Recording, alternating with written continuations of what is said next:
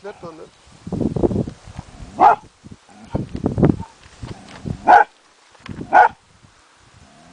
Ropa på Astra.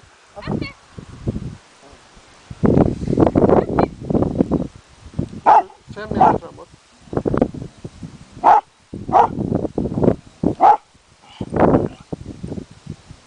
Fem meter framåt.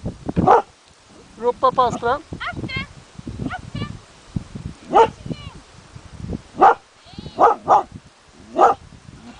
5 meter till.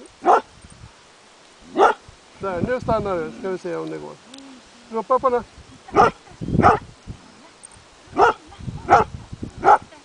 Ta leksaken.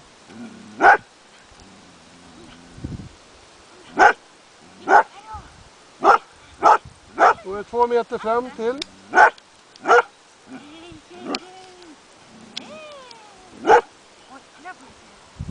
Kalla in. Och så går du mot figuranten. Gå till figuranten. Ropa på Astra.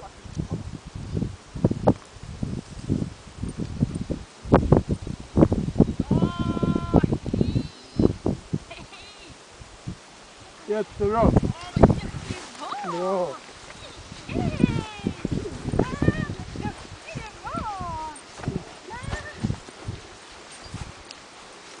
Han är den enda som har gjort den reaktionen jag har förväntat mig under hela dagen. Ja, det är jag med. Måste jag säga. Hon går ända just fram. Runt och sen går ända fram. Hon hade betett sig lite mer normal självaktig än någon av de andra hundarna. Ja, jag tycker det.